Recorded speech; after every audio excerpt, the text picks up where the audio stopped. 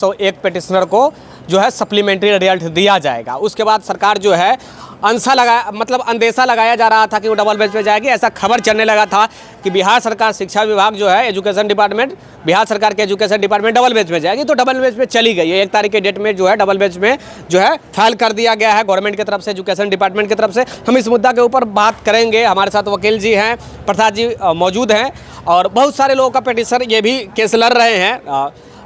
हम इसके ऊपर विस्तार से बात करेंगे, लेकिन पहले मैं बताना चाहूँगा कि टीआरई 1 और 2 में सप्लीमेंट्री के लेकर कभी 2 बार अभी तक जजमेंट आया है। उसके बाद सरकार आखिर क्या नौबत आ गई कि सिंगल बेंच में हारने के बाद चीफ जस्टिस के बेंच में यानी कि डबल बेंच में सरकार जाती है।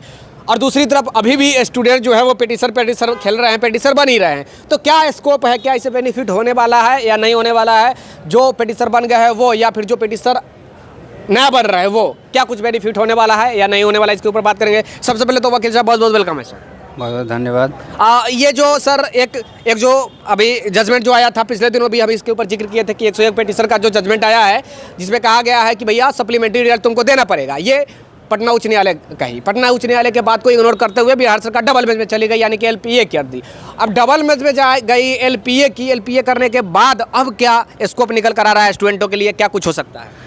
देखिए, ये इग्नोर करने वाली बात नहीं है। ये जो स्टेट की जो है ये राइट है कि वो अगर सिंगल बेंच में उनकी जीत नहीं हुई है तो वो डिवीज़न बेंच में जाएगी। क्या फीडबैक मिल सकता है? वो चली गई, ठीक है, लेकिन जाने में देर कर दी उन्होंने, क्योंकि 3 महीना पहले ही इधर स्टूडेंट का टाइम जो है बेकार कर दिए, ठीक है, जिसके स्टूडेंट का करियर पे बहुत ही प्रभाव पड़े। जाना ही था तो वो पहले ही चले जाते। क्या सरकार को नौकरी देने का मंशा है या नहीं है? इससे क्या स्पष्ट होता है? इससे तो स्पष्ट होता है कि टोटली मंशा नहीं है। तो एक तरफ कह रही है कि हम 10-10 लाख नौकरी बांट रहे हैं। तो ठीक है, बांट रहे हैं, वो तो सिर्फ हम ही लोग के लिए नहीं ना बांट रहे हैं। जहाँ जो उनका पॉलिटिकल चेहरा दिखाना था वहाँ दिखा लिए, ठीक है। और जब जो और लोगों की, जो स्टेट के लोगों को देने की बारी आई, जो सप्लीमेंट्री देने की बारी आई, तो फिर वो चेहरा अपना पीछे कर रहे हैं। चाहे इसके पीछे जो क्या कुछ इसका जजमेंट निकल कर आ सकता है? अभी तो कहना मुश्किल होगा, लेकिन क्या निकल कर फीडबैक आ सकता है कि सिंगल बेंच का जो जजमेंट आता है चीफ जस्टिस के बेंच में भी वही जजमेंट आ सकता है या फिर चेंज हो सकता है?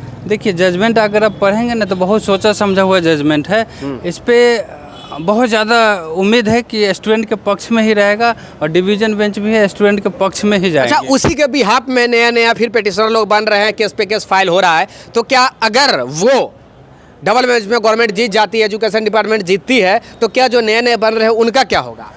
तो देखिए, अब पिटिशनर बनने के लिए तो बन ही रहे हैं। हाँ। क्योंकि ये भी तो अपना राइट क्रिएट करेंगे, डायरेक्ट तो एलपीए में नहीं चले जाएंगे वो।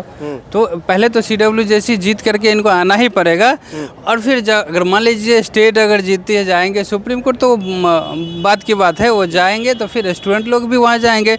जो 102 लोग जीते हुए हैं, जो मेरे द्वारा भी जीते गए हैं, और या फिर अन्य लोग। आपके द्वारा कौन सा केस जीता गया था सर? केस नंबर तो याद नहीं है, लेकिन कुमारी अंशु नाम की केस है। कुमारी अंशु वाला केस है? हाँ, अंशु वाला केस है। उसमें तो अगर वो कितना पिटिशन था? उसमें मेनली 65 था, लेकिन उस मेन पिटिशन में 9 लोग थे।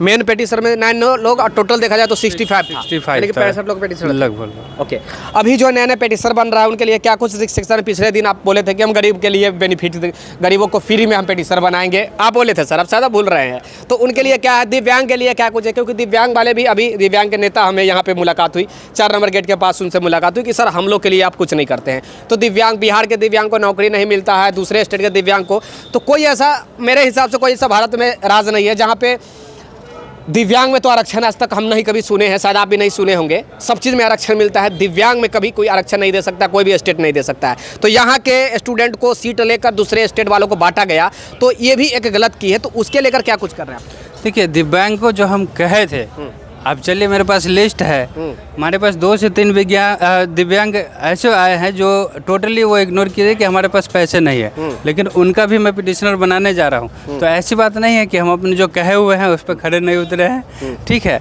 अब हमारे पास उतनी कैपेसिटी रहती तो हम पूरे जो बिहार के दिव्यांग हैं उनका हम सेवा करने के लिए तत्पर है, लेकिन कहीं ना कहीं हम भी मजबूर है, ठीक है। मजबूर in the sense है कि देखिए सर प्लीज सर, दिव्यांग और गरीबों के लिए आपको तो सोचना पड़ेगा ना, तभी हम देखिए हम पहले बता दे रहे हैं सर स्पष्ट से। देखिए इसमें सोचने की क्या बात है, दिव्यांग लोगों ने भी मेरे लिए सोचा। मैं दिल्ली विश्वविद्यालय से पढ़ा हूँ, यहाँ पे सेमेस्टर की चार्ज लगती है 50,000-60,000 रुपये सेमेस्टर की चार्ज है। हमें वहाँ पे 1,500 रुपये सेमेस्टर में पढ़ाई गई है, तो वो पैसा किसका था? कहीं ना कहीं जनता का भी तो था।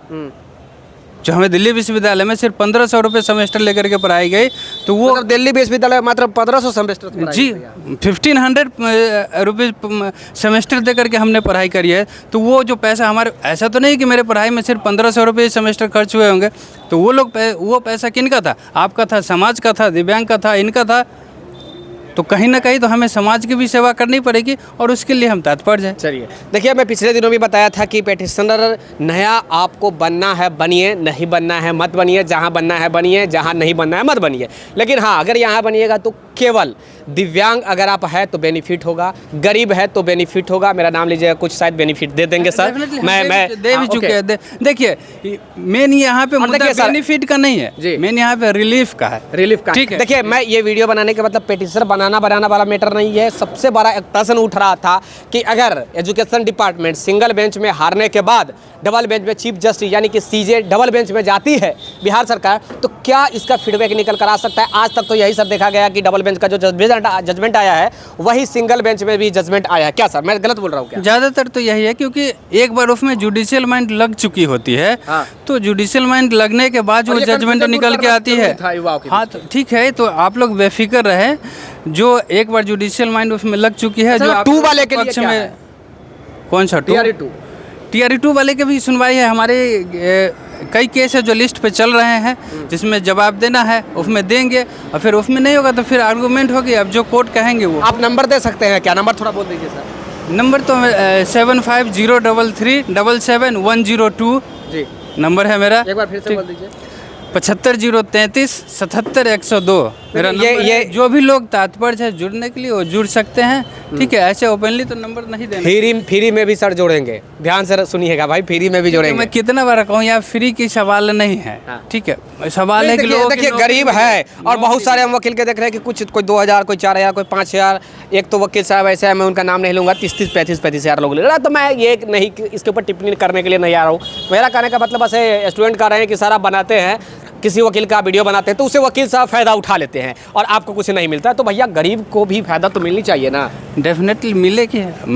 सबसे पहले तो नौकरी उनको मिल रहा, वही मेरे लिए बहुत बड़ी बात है। ठीक है, तो मेन यहाँ पे हम वकील है, हमें रिलीफ देना है, ना कि फाइनेंशियली पे सोचना है।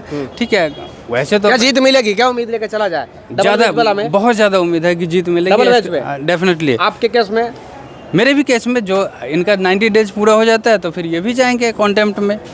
कॉन्टेम्प्ट अगर जो 102 लोग जीते हुए हैं उनको तो कॉन्टेम्प्ट फाइल कर देना चाहिए, यानी अवमानना फाइल कर देना चाहिए, ताकि सरकार प्रेशर में रहे, ताकि LPA में ज़्यादा टाइम न लगे। जी, हॉरिजॉन्टल और वर्टिकल के लेकर एक केस चल रहा है, उसके बारे में अभी हम जिक्र नहीं करेंगे, थोड़ा लंबा हो जाएगा। लेकिन हम विशेषकर सर इस मैटर के ऊपर बात करने के लिए आए थे कि डबल बेंच में जो लोग गए हैं, एजुकेशन डिपार्टमेंट गई है, शिक्षा विभाग गई है, तो उसके लेकर बात करने के लिए आए थे सर।